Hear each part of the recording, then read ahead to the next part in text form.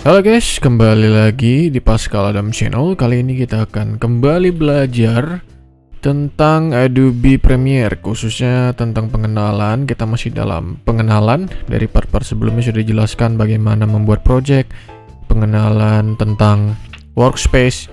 Dan kali ini kita belajar, waktu pertama kali membuat project kan biasanya ada dikasih pilihan begini. Di bagian new project, dimintain nama, disimpan di mana projectnya. Ini waktu pertama kali kita mau bikin project. Nah, sekarang saya ingin menjelaskan hal-hal yang ada di dalam new project ini, supaya nanti ke depannya kita nggak bingung mengaturnya apa begitu. Jadi saya jelaskan secara satu persatu. Langsung aja ya. Yang pertama di sini ada video rendering and playback. Nah, pilihan ini adalah untuk memilih engine yang akan dipakai untuk proses render, teman-teman. Pemilihan engine yang aktif sangat tergantung pada penggunaan graphic card pada komputer teman-teman. Kalau kali ini kan saya memakai Nvidia GTX 1070.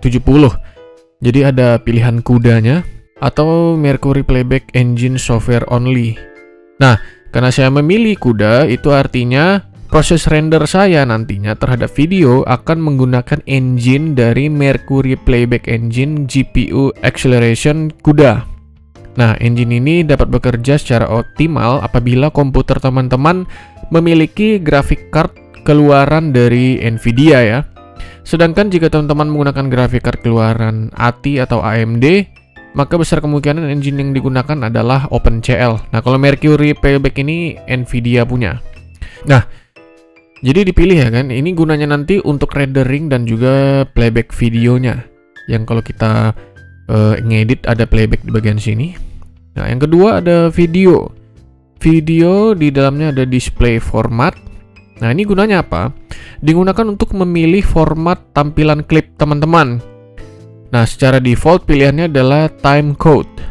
Sehingga di dalam timeline panel source dan panel program akan muncul informasi waktu yang menandai klip. Seperti kalau teman-teman buka biasanya ada 00.2, 00.2, 00.200. Nah, jika teman-teman bekerja dengan klip yang dibentuk berdasarkan frame, misalnya animasi flash, maka pilih frames. Tapi ya kalau saya pakainya time code, karena saya ngedit video. Beda dengan kalau bikin animasi flash ya. Kalau animasi flash pakai frames. Karena kan kayak menggambar per frames apa segala macam itu pakai frames. Kalau saya pakai time code karena ngedit video. Nah, kalau teman-teman ngedit video juga, ya terpilih yang time code saja. Selanjutnya ada audio. Di dalam audio digunakan untuk menampilkan format untuk audio. Bisa dilihat. Secara default pilihan aktif adalah audio samples, di mana unit terkecil dari audio akan disamakan dengan satu frame dari video. Namun jika memilih milliseconds, maka audio akan ditampilkan dalam satuan milidetik. Jadi saya pakainya audio sampel aja ya, jadi akan disesuaikan dengan frame videonya. Terus selanjutnya ada capture. Ini teman-teman pilih yang audio sampel ya. Nah, untuk edit video. Selanjutnya ada capture. Ini ditentukan dari kamera yang teman-teman gunakan ya. Ini kalau teman-teman ngedit video menggunakan footage yang dari kamera teman-teman. Apakah kamera teman-teman itu DV atau HDV? Penjelasannya mudahnya seperti ini teman. DV ini standar ya, maksudnya image resolutionnya standar alias tidak high definition. Sedangkan yang HDV ini yang high definition video.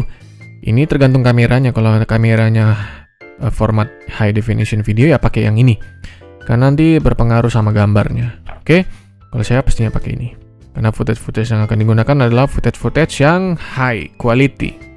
Nah, di sini ada scratch disk teman-teman.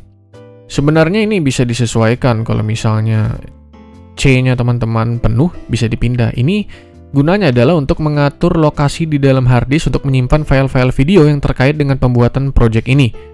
Maka kalau kita lihat secara default, dia akan tersimpan di folder yang sama. Kalau saran saya sih supaya nggak bingung ya biarkan saja di folder yang sama begitu. Nah, oke teman-teman, dari semua settingan ini kita sudah men-setting rendernya pakai apa, videonya time code, Audionya audio samples, capture-nya sesuaikan dengan kamera teman-teman, shred disk-nya biarkan tetap same as project atau tetap di tempat yang sama dengan dimana project kita simpan. Lalu kita klik OK. Maka kita sudah membuat project baru. Nah, teman-teman, itu saja dulu video kali ini. Selanjutnya kita akan masih membahas tentang pengenalan Adobe Premiere. Dan supaya kita tidak bingung nanti pas sudah masuk dalam bagaimana mengedit video yang baik di Adobe Premiere. So, see you in the next video.